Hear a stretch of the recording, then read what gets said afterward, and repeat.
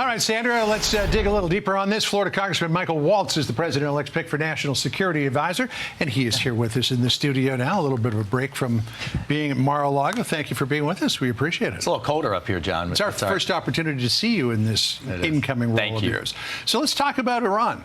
2 days after the election, waivers on another $10 billion to Iran. And we know everything that was going on at the time in regard to Israel and Hezbollah and Hamas. This seems to be another case of rewarding bad behavior. Yeah, John, and it is fit within a strategy that the Biden administration has had of essentially what I view as concessions to Iran to try to get them to behave better. Clearly hasn't worked. In this case, in full fairness, Iraq, we have to get Iraq off of Iranian electricity. There's actually plenty of oil and gas in Iraq itself, including with our friends, the Kurds in the north. They should have evolved years ago, and that's something that we'll be taking a hard look at. But then more broadly, look, you're going to see a huge shift on Iran. You already have. We have to constrain their cash. We have to constrain their oil. We have to go back to maximum pressure, number one, which was working under the first Trump administration. And then number two, we have to give credit where credit's due, and that's Bibi Netanyahu and Israel that have taken down the tentacles of the octopus, so to speak. Hamas, Hezbollah, some of the militias in Syria. And Iran has been so weakened that it made Assad so weak that clearly the HTS, Turkey, and others saw opportunity. Yeah, and there are a lot of Iranians that I've talked to here in the United States who are looking at what happened in Syria and say, whoa, could that happen in Iran too? But Trump has been very specific, saying he's not calling for regime change in Iran. But unless the regime is changed to a more moderate form of governance, isn't this going to keep going?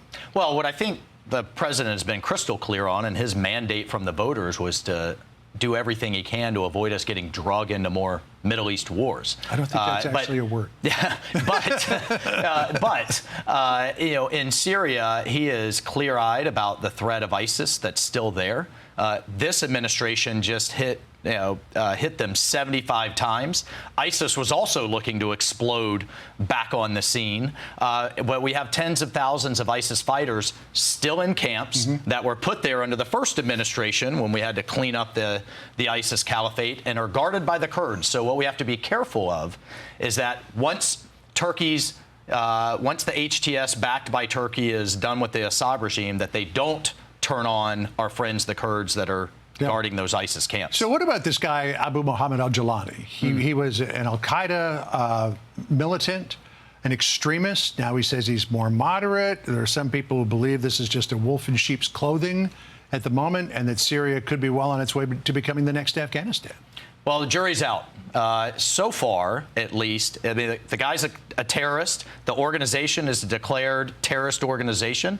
But we haven't seen Assad regime officials hanging from bridges. We haven't seen mass beheadings, ISIS style. They're literally sitting in a Four Seasons right now, John, talking with former regime officials about how to govern the place and how to take things down. So we're watching closely. The current administration is watching closely.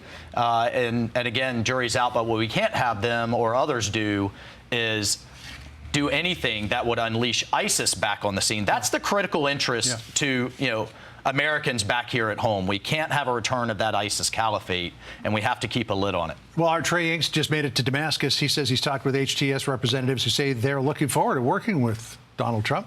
And we haven't forgot Austin Tice. This administration, us and others, are looking literally in every prison, under every rock, to hopefully find him somewhere. Somebody knows where he is. Yeah. Congressman, it's great to see you. Good to see you. Thank you so much for coming in. Click here to subscribe to the Fox News YouTube page to catch our hottest interviews and most compelling analysis. You won't get it anywhere else.